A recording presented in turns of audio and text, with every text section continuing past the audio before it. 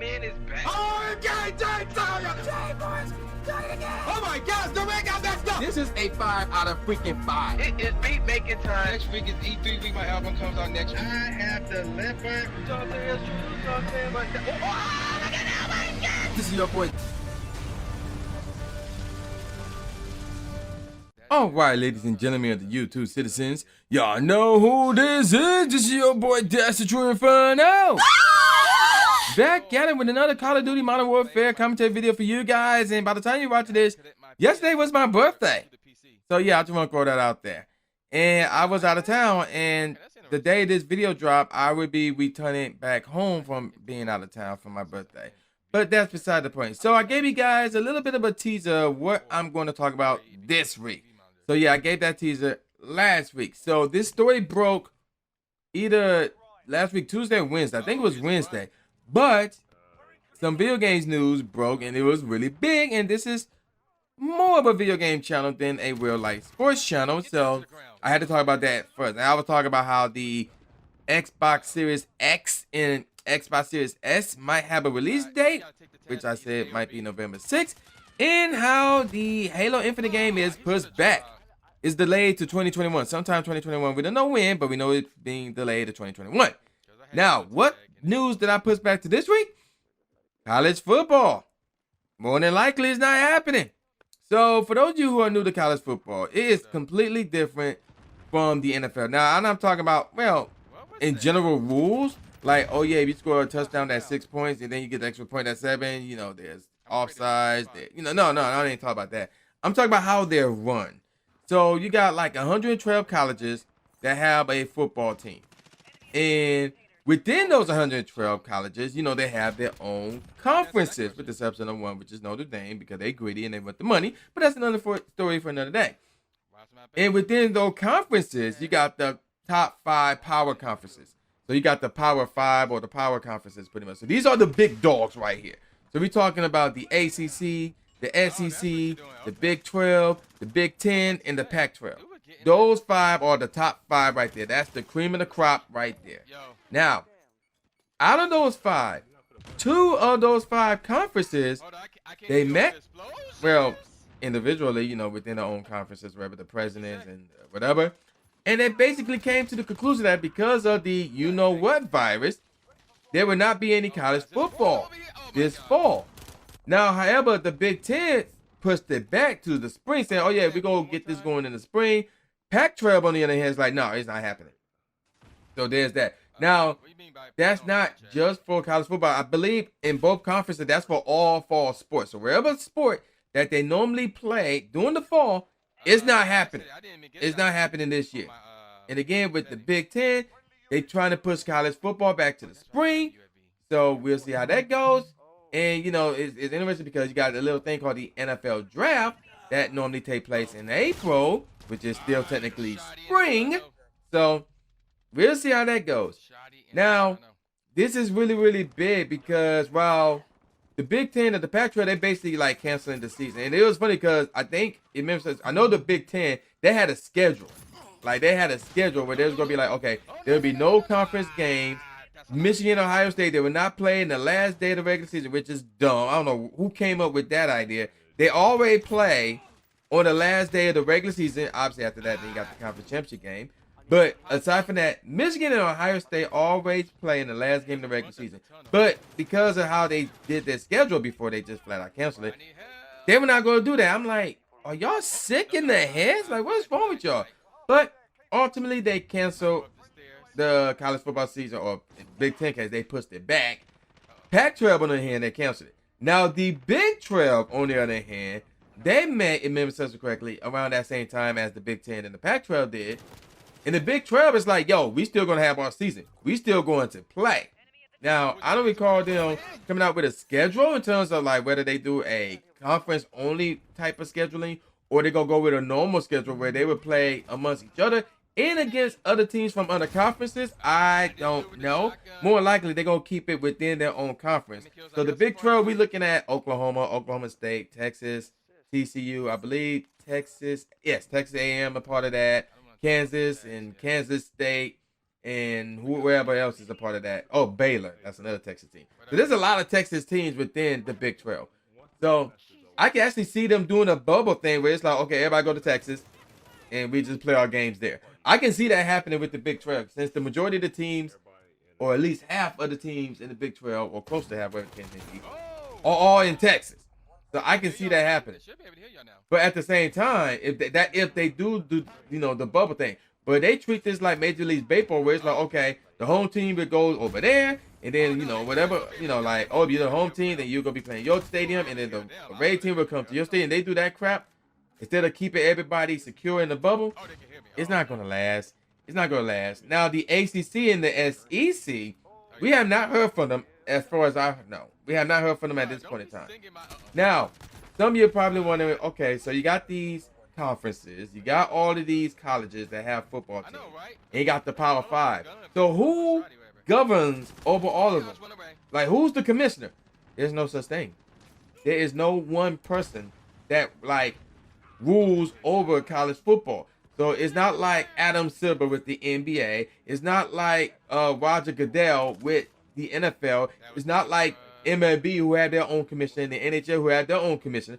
No, this is college. So it's like this one group known as the NCAA that, I guess, rules over everything. And that's like a group. That's like a bunch of guys, a bunch of people right there. But there's no one guy that says, okay, here's what we're going to do. We're going to do this. No, there's no one guy like that. And that's one of the main problems why they are in the scenario that they're in right now. Well, it's a minor problem because that's been going on for a while. I don't know how long, but it's been going on for a while where there's been no one guy who is the commissioner of college football, college basketball, college sports in general, whatever the case may be. Now, there's two main reasons why college football is in the state it's in right now. One, they took too damn long to do anything about this. So let me give you guys a recap. We learned about Rona in January, and that was when it was in China. Then that mug came over here to America in like mid to late March. And then college basketball, because we normally have our March Madness, and before that we had our own respective conference tournaments that was going on. All that got canceled. All of it got canceled. The NBA season got postponed. NHL got postponed. They tried to do spring training with Major League Baseball. They eventually canceled that. And then they postponed the regular season. And all this stuff was going on. Rona hit America hard late March. And it's still going on to this day. And you mean to tell me from January, when you first heard of Rona, or I'm going to give it to them. From March, when Rona hit America hard, you had March, middle March, late March, whatever the case may be. So, I'm gonna give them some slack. I'm not gonna count March, but it's still pitiful. I'm gonna say you have all of April, all of May, all of June, and all of July. And now, when this was going on, now we're in the middle of August. So you have 4.5 months to say, okay, what we gonna do about this season? And they didn't do it. As far as we know, nothing was said. There was no meetings. There was no discussions. There was no decision being made from April until mid-August. And I'm like, are y'all sick in the head? Like, what is wrong with y'all? Look at the NFL, for example.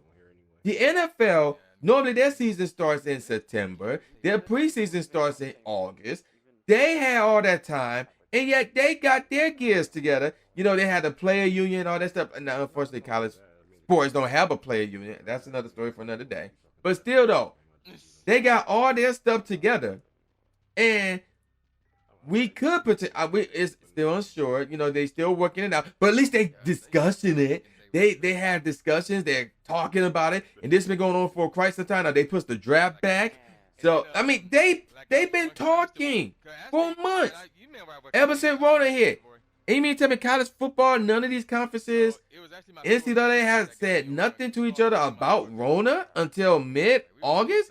And keep in mind, their season normally starts next month, September, a week before the NFL, normally. And you mean to tell me, now you want to talk about this? And it is so much to go into this because some of you might, and that's one of the main reasons why college football is and it is right now. Now, the second reason, well, actually, there's 3 reasons. That's one of the main reasons. The second reason is more of a minor reason. But it's somewhat falls in line with the whole, they don't have that one commissioner that rules over all the college football thing. And that is this. You know how I said there's like all these conferences and then you got the Power 5 conferences. But here's the thing about all these conferences. None of them talk to each other. Yes, I am. None of them talk to each other. So it's not like a representative from the AACC knock on the door of the representative of the Big Ten and say, yo, let's talk about this season. How we gonna do it? Nothing was discussed. Nothing was discussed. And that's the problem. So it never mind the fact that they did not discuss anything from April till mid-August. But once mid-August came, which again, I don't know why they wait that long to do this, they're not talking to each other. As far as we know, they're not talking to each other. And that's a problem. That's another problem. And again, this has been going on for years. Now, the only time they will talk to each other is when really, it's not even the leaders of the conference. It's really the coaches saying, yo, let's do a game against each other at this stadium 3 years from now. And then we're doing your stadium 4 years from now. Okay, like that's it.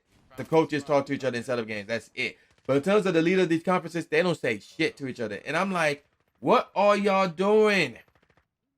Like, keep in mind, in order for a national champion to be crowned, somebody from one conference has to play somebody from another conference. So and you mean tell me y'all don't talk to each other about stuff? Like, what? It makes no sense. It makes no sense. It makes no sense, none at all. The third reason why college football is in the state it's in right now, and this one, believe it or not, involves, to some degree, politics. Really, it's involved Trump. So let's go back to March. Rona hit America hard. This dude is just chilling like, oh, don't worry about Rona. It's a hoax, blah, blah, blah. Like, he was too lazy and too nonchalant to react to Rona and treat it like it's a serious thing. But guess what? It's a serious thing. It really is a serious thing. And he's still, to this day, not treating it like it's a serious thing because, real talk, notice how every other country in the world are getting their shit together. Except for us. Every other country in the world, Rona cases has been going down like crazy. But yet, for us, they've been going up. And I'm like, what is the matter with you? And yeah, he had the audacity to say, we want our college football to take place. We want these kids to do well. I'm like, but your priorities are way off as usual. And I'm like, dude, if you would have tweaked this joint seriously back in, I don't know, February. Like, and then here's the irony about this. He wanted to build a bridge to keep immigrants out, or whatever the case may be. You know, illegal immigrants out. But when it came for the Rona, where was the bridge to keep out those who had Rona? Like, there was nothing like that. Or not a bridge or wall. You get what I'm saying? There was nothing like that in February and March. There was nothing like that until we got hit hard. And that's the problem. So that's the third reason. Now the thing in terms of what to do about it, if you want to say, oh, they shouldn't cancel, they can still play. They just don't allow the fans to show up in the stands. Well, here's another problem. Unlike football, unlike the NFL and the NBA and Major League Baseball and the NHL, for some dumb reason, the NCAA don't want their college athletes to get paid. So, yeah, that's the thing. So everybody is making money off of these college athletes, except for the college athletes themselves, and that's in all sports. And it's really bad in football because they're going out there risking their bodies, pretty much risking their lives. Because we've seen people get paralyzed beyond repair in college football. That has happened. Like, there's no, I could go to the pros and make money doing. No. We've seen cats. Basically, their football career is over. They didn't even make it to the NFL because of how violent of a sport college football is. And you mean to tell me that they doing all this generally for free? Yes, they got scholarships, but let's be real. I mean, based on what I heard, that scholarship money ain't shit. So, you mean to tell me like that's going on? So these college athletes, especially we're talking college football here, college football athletes are going out there risking their bodies on the line just so everybody else and their mama can make money off of them, but they can't make money. Now, okay, I can understand college is not willing to pay them. I mean, that's a lot of, because if you want to pay the college football athlete, then you got to pay the college men basketball athletes. But if you pay them, then you got to pay the college women athletes. And then all of a sudden, you got the golf team wanting money, baseball team, softball team, tennis. You got all these college student athletes wanting money. I can understand that. So I'm not saying, oh, every single college should pay every single college student athlete. I'm not saying that. But if they want to, oh, I don't know, do an autograph session, talk with agents, hook up with boosters and make money on the side because, hey, I'm a college football athlete. Come give me money, I'll do this for you. Hey, I'm a college basketball athlete who is on ESPN. Let's have an autograph session. You pay me money. If they want to do that, let them do that. And again, what's wrong with them making, and then again, they try to bring out the whole, oh, we got the amateurism. That's why we try to promote. I'm like, nobody, I'm not the type of guy who like to speak up for the entire world, but I have to say that the general public who actually watch these college sports do not give a damn about amateurism. Like, they really don't give a damn about amateurism. So it's like, let them make I can understand if you don't want to pay them because you got to put money towards the facilities, towards your respective colleges. Okay, fine. But let them make money off of themselves. There's no shame in that. There's no shame in that. So, but back on the topic at hand, now the reason why they can't do the whole, let them play in empty stadiums, because now the issue is the whole amateurism. The one thing that's a part of amateurism is you got the students showing up to the stands, showing up to the stadiums to watch other students play. If you don't have the students showing up to the stadiums to watch students play, then that's not amateurism. And now we get into the topic of, you actually got to pay them now. So they can't do that. That's really not an option. So they're like, and it's not going to last because, again, we're talking about a physical violent sport. And also another thing we talk about is possible lawsuits, which is really the main reason why the Big Ten and the Pac-12 really puts back, or the Big Ten puts back their season, and the Pac-12 cancel theirs because of potential lawsuits. Because if one of these students athletes who are playing football suddenly got hit with Rona, they could potentially sue. So that's the issue there. So even though the Big 12 are trying to go along with it, but let's be honest here, it's not going to last. They're not going to finish the season. Like, even if the ACC and the SEC say, you know what, we're still going to play our season, yeah, they can start like the first week or whatever the case may be. But if you expect them to go through 8, 9, 10 weeks of college football action and not get hit with Rona like crazy, nah, that's not going to happen. They're going to end up canceling or postponing their seasons too. And that's either before the season starts or in the middle of the season somewhere. It's going to happen.